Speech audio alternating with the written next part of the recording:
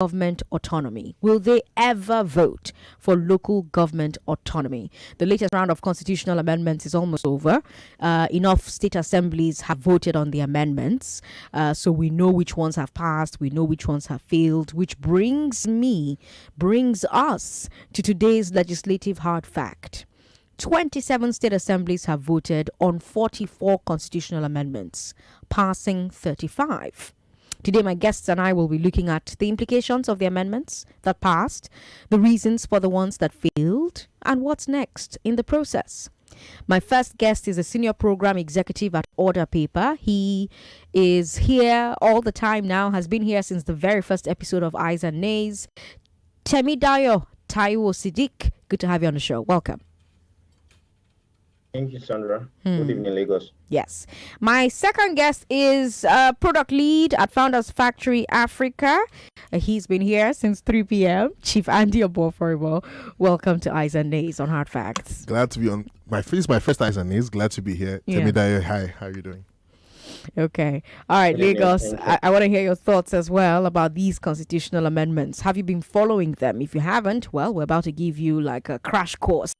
Temidayo, before we sink into the details, talk to us. Give us a quick and easy explanation of how constitutional amendment process works. How does it work? Talk to us. All right. Great. Good evening again, Lagos. It's a pleasure to be back here on this wonderful show. Constitutionally, there are about 7 stages for a bill to become law. And the first is gazetting of a bill. The second is the first reading, which is the presentation where the clerk of the house just reads the title of the bill. The third is the second reading of the bill, where you have debate on the general principles of the bill. After that, you have the bill, if it scales the second reading, it is referred to the committee, the relevant committee. At the committee stage, what happens is that the lawmakers get Nigerians, citizens, to come and make their inputs to say why they want this, to be there or not. It's called the committee stage. And those meetings where citizens are invited is called the public hearings. So that's the 4th stage. The 5th stage is the 3rd reading. The 3rd reading, very little is done. Most times when a bill gets to this stage, it usually would pass. So the 3rd reading is the 5th stage. And then the 6th stage is that because we have a bicameral legislature, House of Representatives and Senate, any law that is passed in the Senate has to be sent to the House for concurrence. If it's passed in the House, it has to be sent to the Senate for concurrence. So both chambers of National Assembly have to agree before that bill becomes law. And so after this, traditionally, after concurrence by both houses, the bill is supposed to be sent to the president for assent, after which the president has a period of 30 days to either assent, to either sign it into law or reject it. But when it comes to constitution amendment, it's actually more than 7, it's 8, because immediately after concurrence by the House of Reps, there has to be a concurrence by the state houses of assembly, because it's a constitution for the entire country. And so you now move the bill, transmit the bill to the state houses of assembly. 36 of them is what we have, representing the 36 states. However, Section 9 of the Constitution says that where you have a bill that is to be passed that will become a constitutional amendment, you need at least 2/3 of these houses to accept that that provision should go. So if you divide 36 into 3 different portions, 2 of 3 will be 24. So for any clause to be amended in the Nigerian Constitution, 24 out of 36 state houses of assembly must agree that the amendment should take place. And then after that, there's no debate, nothing whatsoever. The National Assembly is expected to send that document of the entire alterations that have been agreed to by the State House of Assembly to the president for assent. And then the president, like I mentioned in the case of a bill, has 30 days to either sign or reject it. Very very cumbersome process, very would you even say it's cumbersome? Would you say it's a complicated process, or would you say it's complicated for those of us on the outside, but for the people for whom it's their daily work and their bread and butter, it's pretty straightforward? What would you say?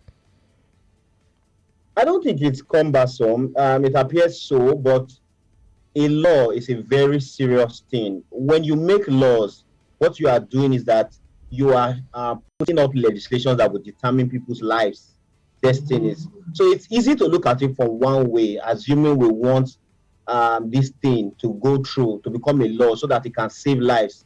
But think about it. If you had a dictator finds his way into power and he has control of the National Assembly, which is going to be difficult anyways, but assuming he has control of the National Assembly, and then the process is very easy for you to amend a constitution, you know what that means. It means that you wake up tomorrow morning, Sandra, and all of us, we are now under maximum rule. And it's important to also go back to the basic concept of government for us to understand that Nigeria operates a written constitution. We operate both a written constitution and a rigid constitution. One of the characteristics of a written constitution is the fact that the laws, the constitution is usually difficult to amend. The same with a rigid constitution. In fact, from the name rigid, it means that it's a rigid process compared to an unwritten constitution, like it's done in the British, in Britain, and a flexible constitution. Okay. Like I said when I started the show, Temidayo, 27 states have returned their decisions. That leaves 9 states yet to finish their process. Gombe, Jigawa, Kebbi, Kwara, Oyo, Plateau, Sokoto, Taraba, and Zamfara. Do we know what the holdup is for these states? Okay, Sandra, it's important to trace roots back to how we got to this place. You know that on March 1st last year, nearly 1 year now, the National Assembly voted on 68 constitutional amendment bills. And then, having done that, they transmitted this bill, I think about 27 days after, on the 29th of March, to the State House of Assemblies. And then for 6 months, the State House of Assembly did not do what is required of them. A lot of them just literally just threw the bills to one corner of their chamber, leaving it there without paying attention to what's supposed to be done. And so in October, the chairman of the Joint National Assembly Constitution Review Committee, who is the Deputy Senate President, Senator Ovio Magege, held a press conference, complained about this, that we have a situation where our houses of assembly are not doing what is expected of them. And then not much was said at that time. And then in January, early this year, we also, last year now, in October, not January. In October, you had a case where, I haven't mentioned this, he alleged that the governors were the ones who were holding the process back. As at October, Sandra, the Deputy Senate President did say that only 11 states had signed and that the others were not doing anything about it. And he alleged that state governors were using their state lawmakers to stall the process. And for him, he said it was kind of like a blackmail. What this Deputy Senate President introduced as blackmail was that the State House of Assembly have said they belong to a body, just like you have the Nigerian Governors Forum, you have what's called the Conference of State Speakers or Speakers of State Assemblies. And these people gave the National Assembly 4 conditions upon which they would vote on the 44 constitutional alteration bills. And they said that they wanted 4 bills which they proposed that was not initially on the ground. They want those 4 bills to be included before they take the vote. And so the National Assembly refused and said they are not going to do that. I mean, even if you want to go this way, it's important that you at least first vote or reject certain bills. And so we had that back and forth. The Speaker even said late last year, early this year, that there is a huge possibility that the constitutional amendment may not take place, which means that a lot of money would have been wasted. But what we have now is that you've had 27, like you mentioned, now agree to pass 35 of those bills, 35 out of 44, leaving 9 out. Unfortunately, some of the provisions which Nigerians appear to have been clamoring for, which again is obvious that somehow it has something to do with the governors, were not passed by the State Assembly. Okay. Now, before we talk about the amendments that passed, let's talk about one of the amendments that failed. Chief, I'm going to bring you into the conversation now.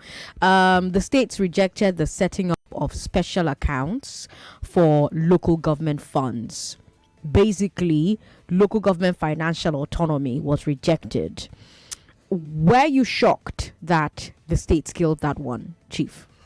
I don't think anyone who was following the process was particularly shocked. I think we've seen ever since the inception of the Fourth Republic, there's been this sort of turf war between the local governments and the state government, where the state government, unfortunately, the constitution that the military handed to us basically, makes the local government in many ways an appendage of the state government. So instead of just giving them structural autonomy, so for example, like in this particular case, local government money, at the federal allocation level, money goes to the federal government, state governments, and local governments. It should have been very straightforward that the local government money should just be paid directly to the local governments at that level. But for whatever paternalistic reason, it's the way it is structured is that money, let's say like now my home state, River State, there are 23 local governments, and then there's the River State government. River State government at FAC gets all the allocation of the state government and all 23 local governments, and then they come home to River State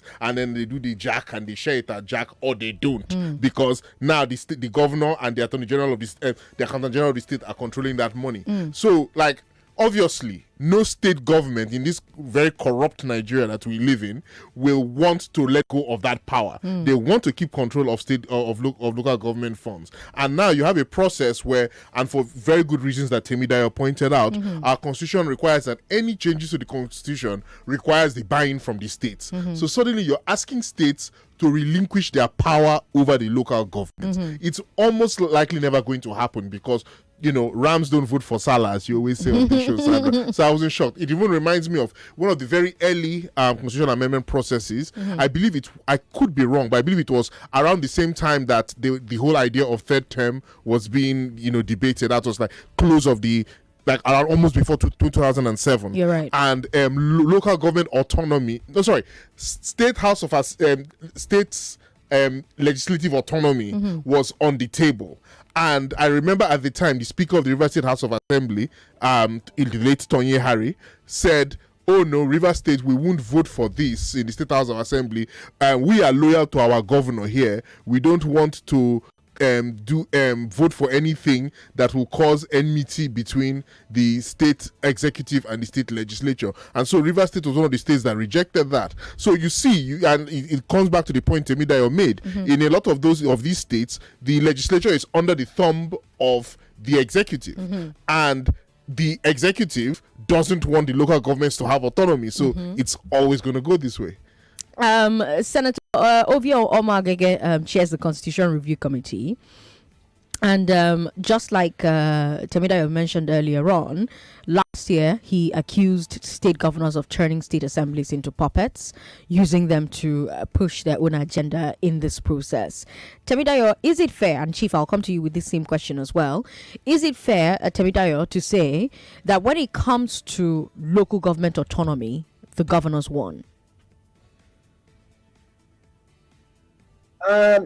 That's a bit of a dicey question. You know why it's dicey? Because for someone like me who is a student of history, I struggle between both positions. I do know that local government in Nigeria has been abused, local government system has been abused. But when we look at it by the books, Sandra, I think that the governors somewhat, I know that Nigerian governors, what we've seen over time since the advent of the Fourth Republic, we have seen a lot of these governors, they don't perform. There are very few governors you can look up to in Nigeria and say, oh, they've done well. But the very idea of federalism is difficult to see a third tier of government. Local government are supposed to be things that another arm of government that, tier of government that the the state government create on their own. They should determine how many local government areas should exist in their own state. It's for administrative convenience. That's if you are looking at it on the basis of the idea behind local authorities. The state is too large and you need to take government closer to the people. However, we need to go back a bit to history. Local government in Nigeria came in through the General Obasanjo local government reforms of 1976. And because it came into a military system of government, what you had was that local government was decreed. It was decreed into existence. And so we have become so used to that, such that we now find it difficult to see any argument against this as not altruistic or not patriotic. So why I say that I struggle with it a bit is that I know that the generality of Nigerians want local government to exist at a 30-year government. I mean, there have been a lot of polls on this. But the problem with what we do in Nigeria is that we do this copy and paste model for everything we do. I feel like, let me take us back, and your guests in the studio would remember very well what happened between Chief Olusegun Obasanjo as president and the then governor of Lagos, Bola Ahmed Tinubu. It was about Lagos creating its own local council development areas. Created 37 of them as against 20 local governments that the constitution permitted for Lagos to have. And the argument at that time was that Lagos has a lot of people living in this place, and for us to get governance closer to the people, you can't have just 20 local government areas.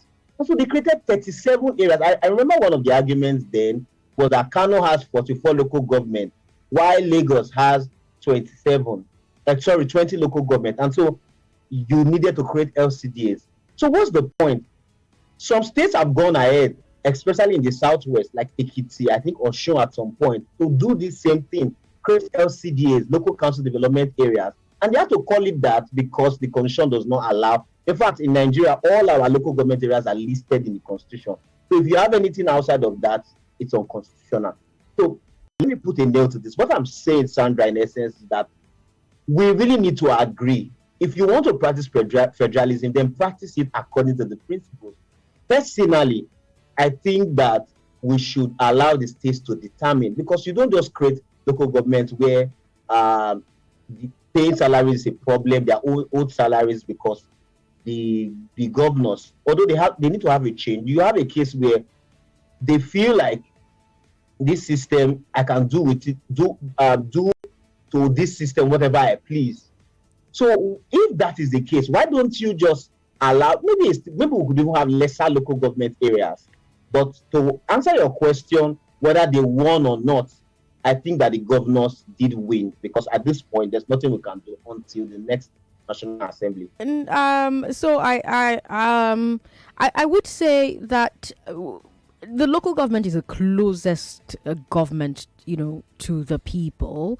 It's the closest interface with government that the people can have.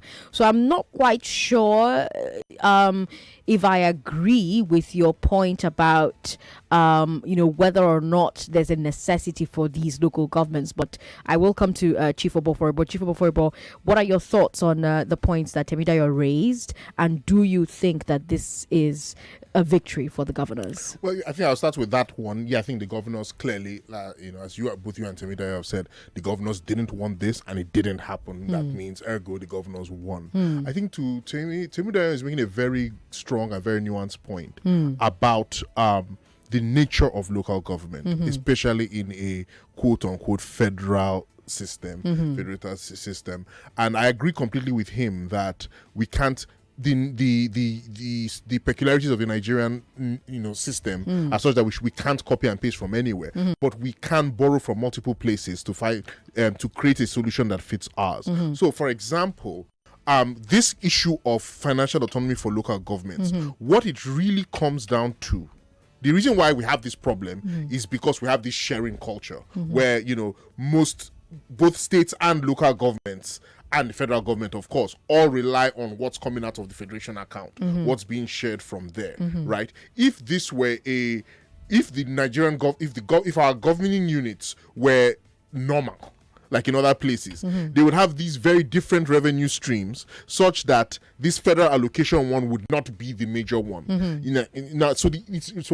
But let's for a second just look at it purely as a revenue control issue, income control issue.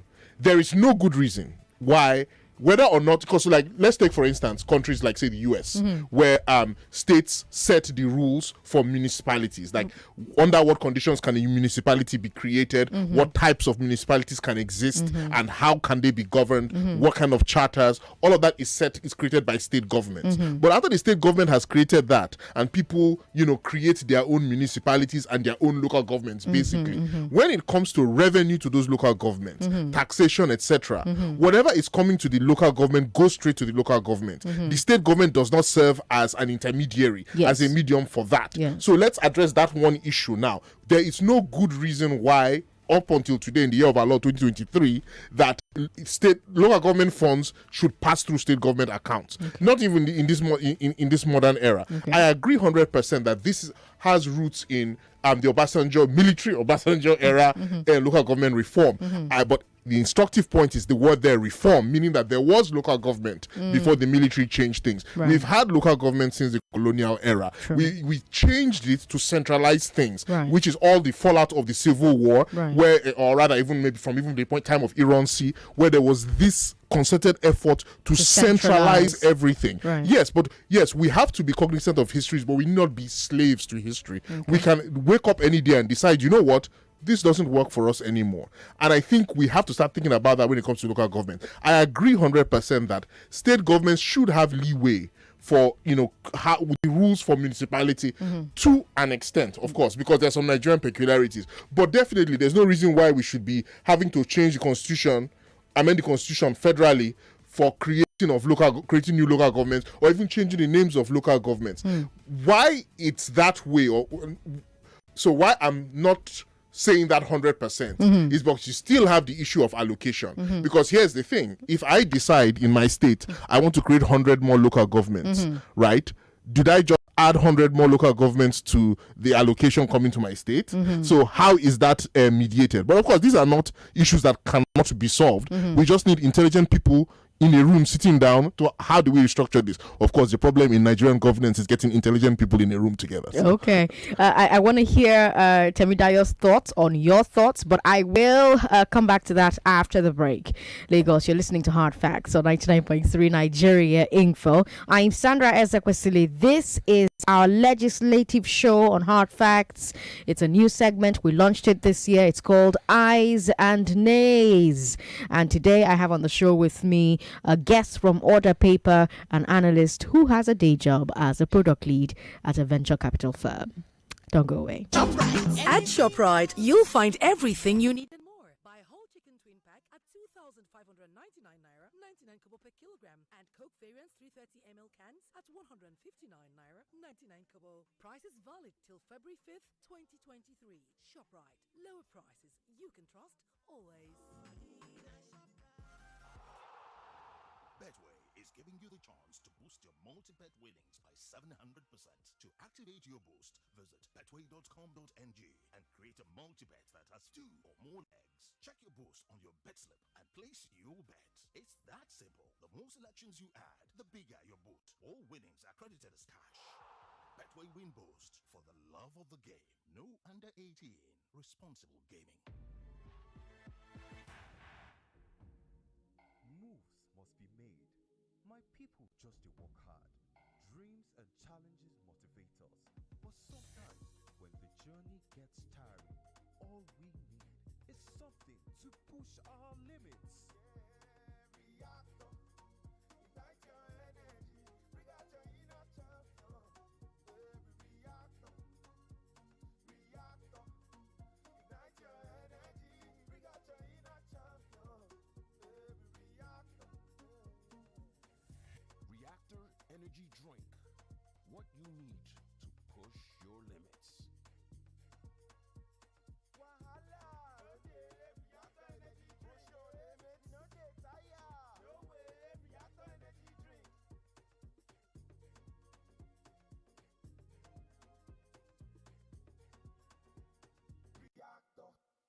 your limits. My people, it's that time once again. Hammer times here again, so my people don't go. You got to take good care of your skin. Got to check on your skin so it's not like sandpaper. Make sure you rub your hands, oh yeah. Make sure you rub your legs and your face, oh yeah. Thanks to Vaseline, everything's so smooth. Vaseline Petroleum Jelly shields you from the harsh effects of harmattan. Created to lock in moisture, Vaseline keeps your skin smooth, soft, and protected. Some people say tech is the new crude oil, and others say tech is in the future. With ALX, tech is here and here to stay. ALX is your career accelerator, built to give you in-demand global tech skills and access to a community that provides lifelong learning, lifelong networks. Register on www.alxafrica.com as the programs are fully funded for a limited period. Unlock possibilities with ALX. Advanced Lafayette Microfinance Bank brings you New Year Bumper Series Promo 2023, where you stand a chance of winning several household items such as freezer, blenders, gas cookers, and recharge cards. You also get an additional 50% interest. Wow! To qualify, simply open a savings account with us and maintain a minimum balance of 5,000 naira in the account. Existing customers with dormant accounts can visit any of our branches to reactivate their accounts. Maintain a minimum of 10,000 naira and stand a chance of winning these mouth-watering prizes. Terms and conditions apply. For more inquiries, call 0700-023-8267.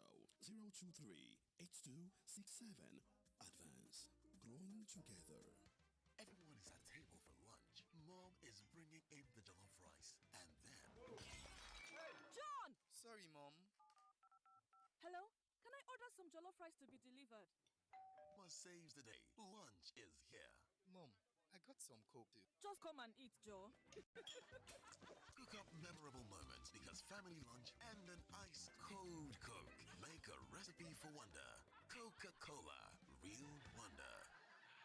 Isn't it beyond extraordinary owning a smartphone with a distinctive retractable portrait lens camera on an eco-friendly back cover designed with a sleek cinema-like mute-smooth screen, a super fast charge battery, and PC-level large memory? Go for the new Techno Phantom X2 today and get a free Phantom razor toothbrush or a trolley travel case. Also enjoy 24 months warranty, 100 days broken screen warranty, and free data on a 5G network for up to 12 months. Hurry now to select retail stores while offer lasts. T's and C's apply. Techno, stop at nothing. Book a ride on a NAYA to move around Lagos. From Lekki to Oshodi, from anywhere to everywhere. Try a NAYA and you won't go back to your old ways of moving around Lagos. Hurry and download a NAYA app today and get your first ride for free using the promo code FIRSTRIDE. A NAYA, ANAYER. The power to move. Uncle Dentist, what are cavities? And how does Colgate protect my teeth from cavities? Does it use Kung Fu? No, dear. Most tooth pains are caused by tooth holes called cavities. When you brush daily with Colgate Maximum Cavity Protection, its expert formula locks natural calcium in our teeth and helps protect them from cavities. It's time to upgrade to the world's most chosen toothpaste, Colgate, because Colgate locks calcium in. Keeps cavities out! Colgate is recommended by the Nigerian Dental Association. All our country people, they talk with one voice. Them say, na Asiwaju Bola Tinubu them want as president of Nigeria. For this president election, Bola Tinubu, na the man where we all know. Na him God use turn Lagos to the best state for Nigeria. As Asiwaju do for Lagos, na so him ready to do am for the whole country. Vote Asiwaju Bola Tinubu for president of Nigeria. Kashim Shettima as vice president. Vote APC. Tinubu, we want Some people say tech is the new crude oil, and others say tech is in the future. With ALX, tech is here and here to stay.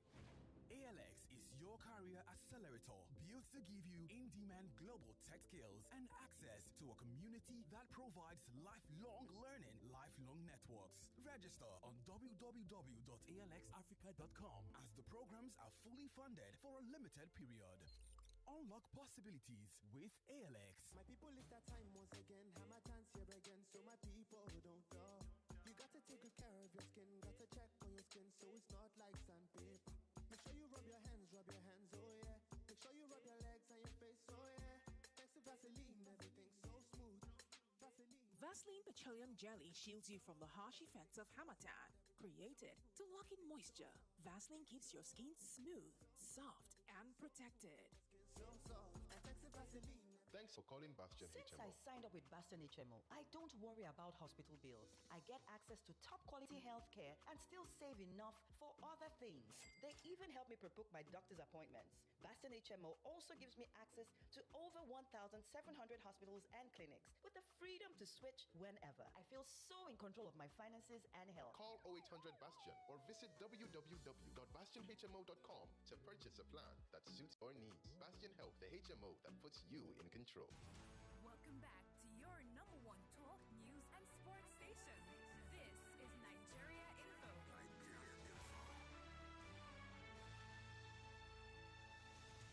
Lagos, how are you doing? Good evening. Have you heard about the Science Teachers Championship? Because I'm here to tell you about it. It's a tech-driven national competition platform designed for participation of science teachers and students both in public and private schools in Nigeria.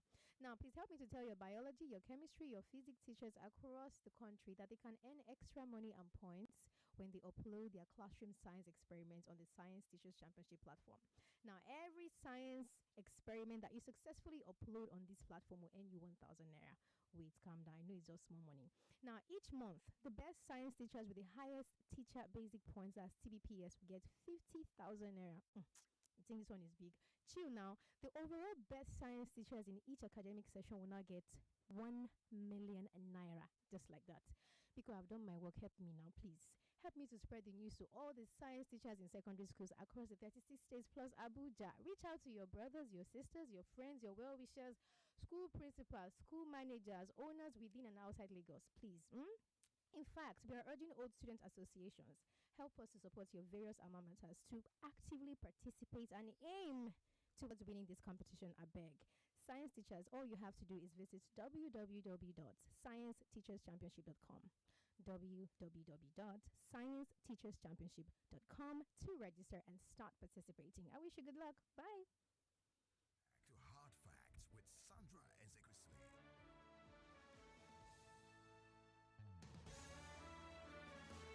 I'm Sandra Ezekwesili back here talking about the state assemblies. My big question was, will they ever vote for local government autonomy? Because 27 state assemblies voted on 44 constitutional amendments. They passed 35. One of the ones that failed was autonomy for local governments, local government financial autonomy. I've got two great guests on the show. One of them is a senior program executive at Order Paper. He's become a friend of the show because he's always here. Temidayo Taiwo Siddiq, thank you for sticking with us. My second guest is a product lead at Founders Factory Africa during the day. Every other time, he's an analyst on Hard Facts on 99.3 Nigeria Info. Chief Andiobo, thank you for staying with us this long. Before the break, we heard from Temidayo and Chief about local government autonomy, what they think happened here, if they think the governors won. Both gentlemen gave really, really salient points, with Chief Andy making the final points before the break. Temidayo, do you want to talk about some of the points that Chief raised before the break, or would you like for us to move on to the next thing? Yeah, it's important to just clarify that I agree with Chief on the point that we can have a homegrown model of anything you're practicing, whether it's democracy, whether it's federalism. But what I was saying is that we don't need to necessarily alter the core fundamentals. And I feel like having local government as a federating unit is an issue. It's not consistent with principles of federalism. But I think that Chief made it very clear that while it's not against that, the part about the monies that go to them, so that because what is at the center of the discussion here is development. So if you have a sugar daddy relationship between the states and the local government, and they continue to do this, then you can see that development is absent. So that many of us don't even remember that cemeteries, for example, building cemeteries, maintenance of cemeteries, is under the purview of local government. And it's so bad in Nigeria that people are alive, they don't get rest, they die, they don't also get rest, because when you see our cemeteries, they are a sorry state. Apart from private cemeteries in Lagos, go to many states, you see that cemeteries are a mess. That's to show you how the level of decay that has gone on in the local government system. So I agree, but I also agree with the point that they need to, something that needs to be decision that needs to be taken in a room. They need to sit down and then take this decision. My only challenge is that we didn't even talk about the fact that this whole constitutional amendment was affected by the war between governors and senators, especially because this happened shortly before the primaries, and you know that 10 governors are seeking the seats, a seat in the red chamber, the Senate, and for them to go to the Senate, you know what that means, Chief. You know that they will have to take the seat of a sitting senator. So it appears that the senators try to introduce, that's the way the governors perceive it, I would believe. The senators try to introduce provisions in the constitution that will hurt the governors, whittle down their powers, and then the governors try to hit back at them. So these are some of the things that get in the way of constitutional amendments in Nigeria.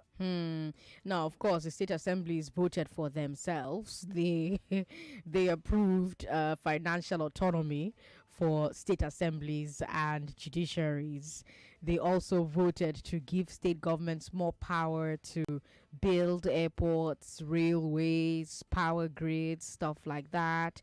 So I wonder if you think that we are seeing power shift from federal to state, but not to local. And if we are, what are the implications of this? Let me come to Chief first, then I'll come back to you, Temidayo. Chief?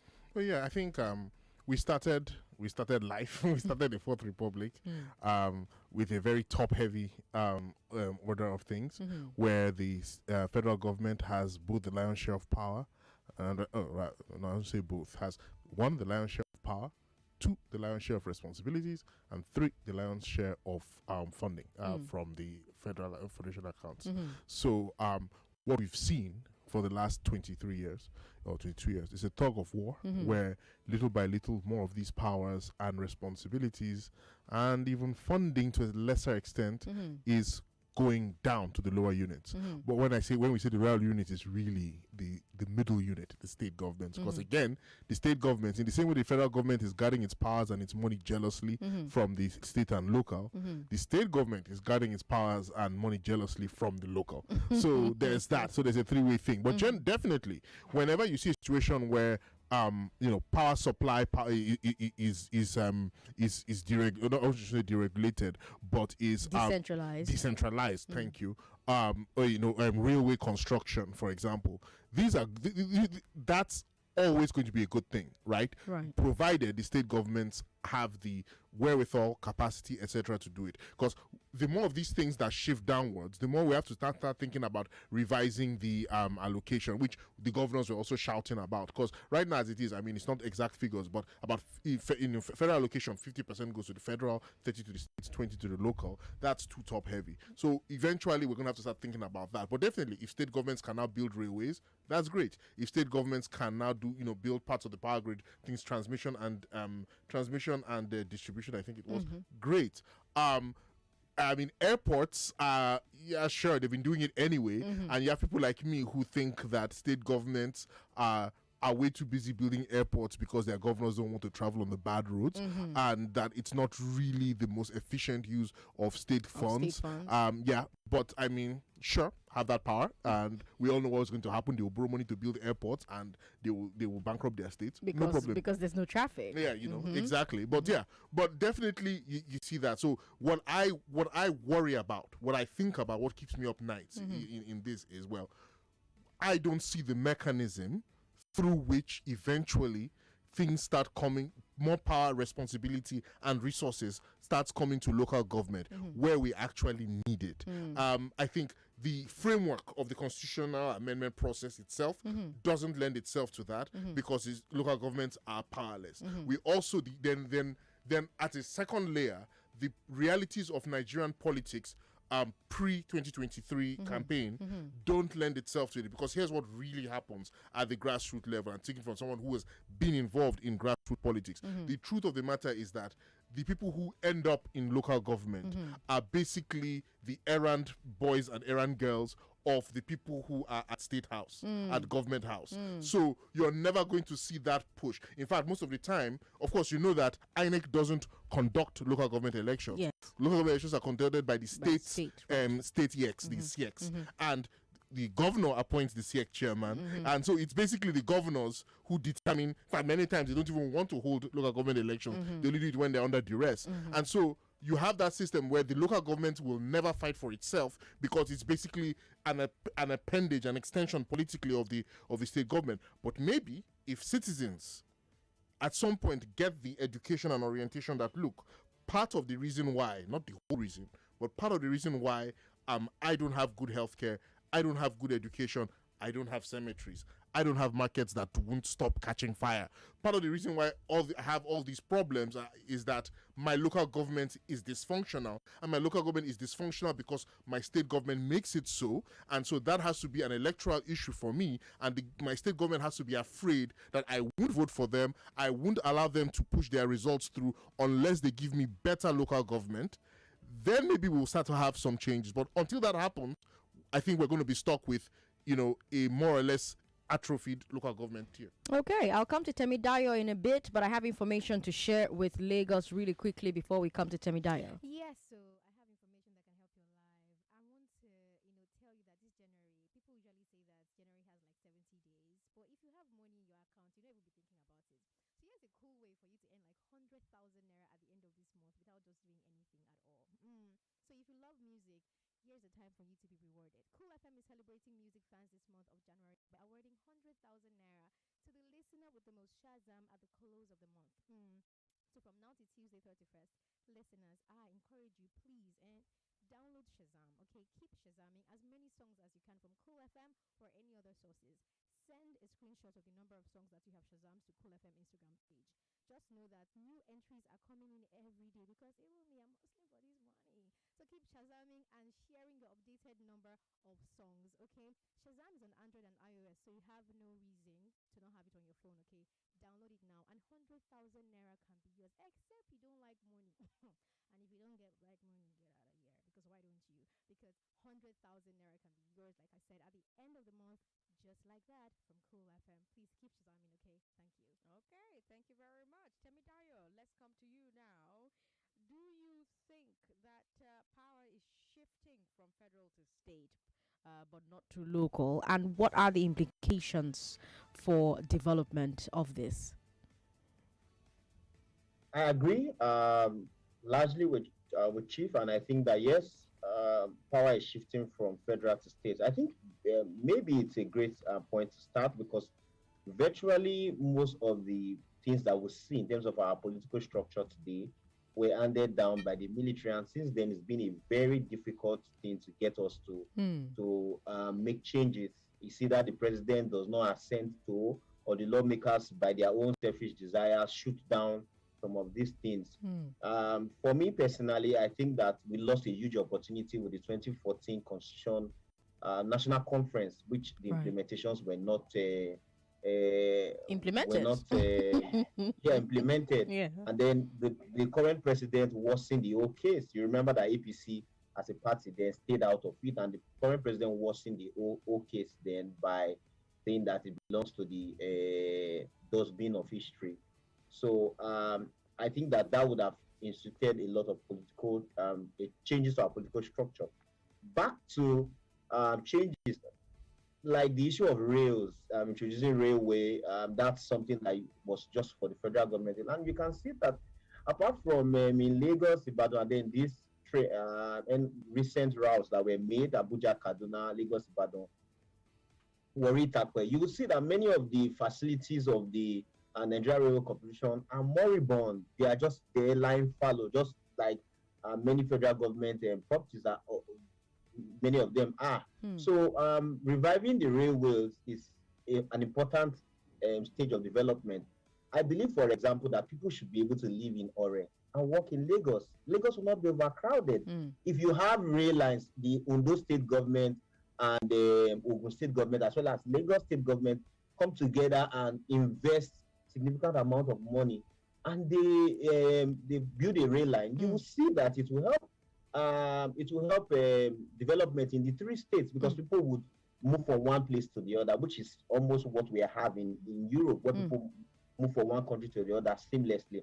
And so, the issue of prisons, I think, with one lesson we've also learned lately is that many of our prisons, they are not in great shape, and you've also seen that the security around prisons have been threatened in the last 20 months or so. You know how many prison breaks have been recorded, and many of these things is because the facilities are not great as they used to be at the beginning. So it will be great to have prisons, state government built prisons. Of course, I know that they are changing the name now from prisons to correctional services. I really wish that they are really correctional facilities and not just in name. And then you have things like electricity, which is a major issue. I know that in between 1999 and 2007, a couple of states built independent power plants. Lagos did build, and River State also had, which is subject of controversy now. And then I think, if I remember, Akwa Ibom and some other states built independent power plants. And so this leverage for us to solve the power issue. Not a lot of us were really appalled the other time when Nigerian Union of Electricity Employees said they had an issue with a staff that was sacked. I can't really remember the actual issue, Sandra. And then they went to switch off the national grid. Like, just one person went to the national grid and switched off certain states. Like, it's so disheartening. And so when you have things like this, we have abundance of solar energy that could be generated in parts of the north, and then wind and different things we can use. So coal in Enugu that we can use to generate electricity. So why revolve everything around a big daddy at the center and forcing everybody to use a power from Shiroro and Kanji Dam? So I think that's a great thing. And then the implication for the local government system, I think that we still need to get serious with ourselves and discuss some of these things. Many of these constitutional amendments, it appears that they are hampered by political interest. So, and they often are globally. They often are. This is not I know that there's problem. nowhere that politics doesn't get in the way of governance, but the extent to which it gets in the way of governance is what is really worrisome in our own case. How many of the states currently have local government chairmen? You have caretaker in many cases, and like Chief said, many of them are errand boys. I think that's a dignified way to describe them. Many of them are errand boys for the governors. So I think that we need to really sit down as a people, which is why I feel very pained about both the president then, who could not muster the courage and use the goodwill he had to implement critical parts of that 2014 national conference, and indeed the party that took over from power, that's supposed to see government as a continuum, and then says an important document as that should be consigned to the dustbin of history. It's really, really sad. Okay. I wish we had time to come to Lagos, but I do have to quickly share more information with you. Today, the show is loaded. Yes. So you're asking yourself, what am I going to do with my life this year? I want to have more skill sets and blah, blah, blah. See, let me tell you, there's a new skill acquisition program in town, and it's brought to you by Next Gen Lifestyle. Now, it's giving you an opportunity that will teach you institutional level of trading the global financial markets and digital currency from UK-based certified and accredited academy. In this program, you earn while you learn, and you also have the opportunity of having good value of your tuition fees, leveraging on other amazing opportunities as offered by this company. I'll give you the number because I know you're itching to hear it before I continue with the information. You can reach them on 0708 635 5134. That is 0708 635 5134. Now, note, you will learn like 3 powerful strategies and trading with the live signals that's, along the market makers who determine price action analysis and occurrences of these markets while earning passively and massively daily, okay? You also get a very high value certificate like that of Harvard, Oxford, that you can use to work in any financial institution anywhere in the world. To this effect, they're going to be having a live event tomorrow, Saturday, 10 a.m. at Lagos Airport Hotel Ikeja. And the first 50 persons, that's the catch, first 50 persons to the venue at 10 a.m. will get special gifts from the company. You can also send a text saying yes, YES, to 0708 635-5134 for your seat reservations. I'll call it again. 0708-635-5134. And lastly, slowly this time, 0708-635-5134. T for thanks. Thank you very much. Lagos, that's all the time we have. But I want to thank our guests on today's show, Temidayo Taiwo Siddiq, who is a senior program executive at Order Paper. Chief Andy Oboforbo, who has been here with us since 3 p.m. Thank you so much for joining us. He's a product lead at Founders Factory Africa. Perhaps next week, we'll talk about a few other things that the State Assemblies threatened not to look at. So we have state police, state judicial councils, legislative. Oh my God, there's a lot. So let's hopefully gather again in a room and talk about it next week. Temidayo, Chief Oboforbo, thank you so much for your time, gentlemen. Thank you, Sandra. Thank you, Sandra. Lagos, I will be back on Monday, 3 p.m. Bright and, well, late and bright. So make sure you're here for the big weekend on Monday. Madam Landlord returns on Monday. The Big Hard Fact as well on Monday. I'm Sandra Ezekwesili on social media. Ezekwesili everywhere. Those were your hard facts. Lagos, good night.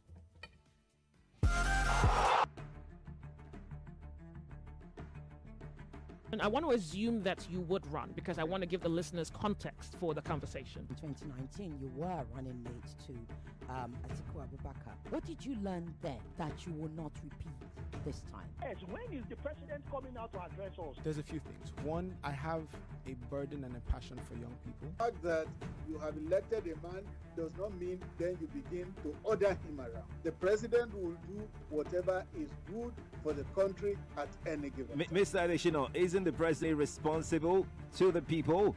What should the next president do to root out stakeholders who are complicit? You fire those. Those that need to be fired are fired. It's looking like a brand new Chelsea, attacking with so much fluidity. And what can you say about that, Martin? I know you follow Chelsea quite closely. I live close to the Chelsea training ground. That's what you mean by that. I'm not.